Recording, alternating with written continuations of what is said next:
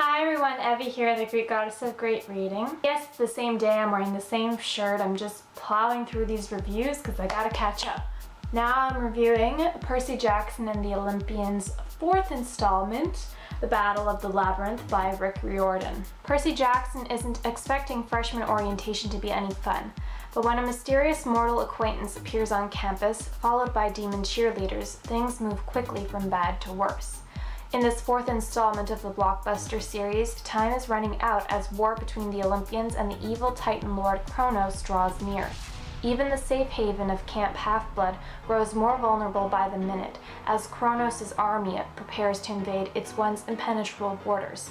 To stop the invasion, Percy and his demigod friends must set out on a quest through the Labyrinth, a sprawling underground world with stunning surprises at every turn. If you guys haven't read the first 3 books in the Percy Jackson series, then I recommend you don't watch this review video because there will be spoilers from the first 3 books. So we're moving along, everything is building, tension is building, momentum is building. Something's gonna explode sooner or later. Something's gotta give.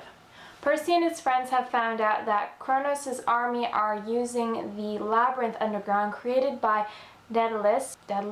I don't know if I'm saying that right, and I'm Greek. But Daedalus, who is of the myth of Daedalus and Icarus, who were imprisoned by King Minos, and Daedalus made these wings that him and his son wore, and they flew away to escape, but his son Icarus flew too close to the sun. Remember? So Percy and his friends are trying to go through the labyrinth in order to find Daedalus' workshop and convince him to somehow destroy the labyrinth in order for Kronos' army to not have that advantage over them and be able to get anywhere in the world. Because the labyrinth's entrances are all over North America anyway, because that's where Western civilization is at this point in time. And that's apparently where the gods of Olympus always shift, and the labyrinth also always shifts there. So now the labyrinth is underground North America, and all these entrances pop up all over the place. So Kronos' army can very easily use that to their advantage in order to find their way to other places very quickly. Grover also has his own mission in this. His entire life he's wanted to find Pan, the wild god, the god of the wild, because he has been missing for over 2,000 years and all the satyrs have been looking for him. This is why the wild has been dying. And Grover believes that he will find him underground because satyrs don't usually like to go underground, and that's why no one has ever looked in the labyrinth. So he believes he will find him there. I really like the labyrinth, how it's drawn out, because it's constantly changing, constantly moving. It's not just a giant maze that's just set there and eventually you can figure it out, because maps don't work, compasses don't work, because everything is changing, and half-bloods and demons and monsters and gods can't find their way through too easily because they can't see the paths clearly. There is a way for them to see through clearly. Everyone thinks that there's only one way to go through the maze safely, but Percy soon figures out in the book that there is another way, and he uses that way, and it's very ingenious of him. The summary at the back of the book talks about a mysterious mortal acquaintance of Percy's. And if you read the 3rd book, he meets this girl in Hoover Dam when they are there during the last book. He meets this girl called Rachel Elizabeth Dare, and she pops up again in this book.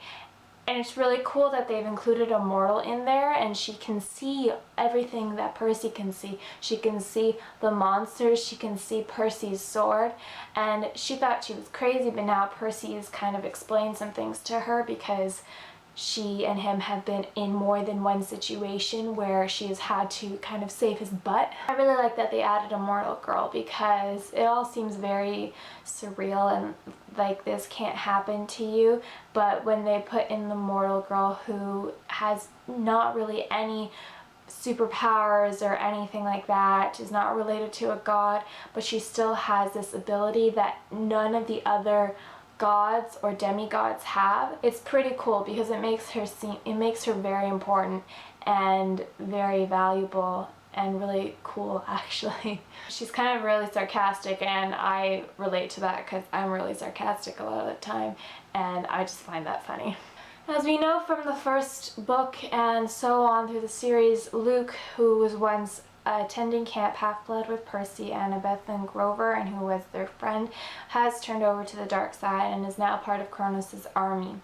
And there is a big reveal that shows just how involved he is in Kronos' army and what he was willing to do to take revenge on the gods. This guy really hates his father, clearly. So guys, pick up Percy Jackson and the Olympians, 4th installment, The Battle of the Labyrinth by Riordan. I'm looking forward to doing my last review for this series when I'm done the last book, just because it's been kind of a crazy ride trying to do all these separate review videos when I don't stop to read. I don't stop reading in between I do review videos. I just keep going, and if the story is just following the same narrative, then I get confused. If I want to read a different book, but then I went back to do a review on the other book, that I could do because they're very different, but this is all the same because it's all the same story. If you guys have read Percy Jackson and The Battle of the Labyrinth, let me know what you guys thought about the book in the comments below. My Twitter and my website are also linked in the bio below, as well as the music that is featured on my videos by my friend Lenny Papadopoulos. I've also linked his SoundCloud below. Hit subscribe if you guys like what you see and want to receive more updates of videos by me. I'm Evie, the Greek goddess of great reading, and until next time guys, keep reading.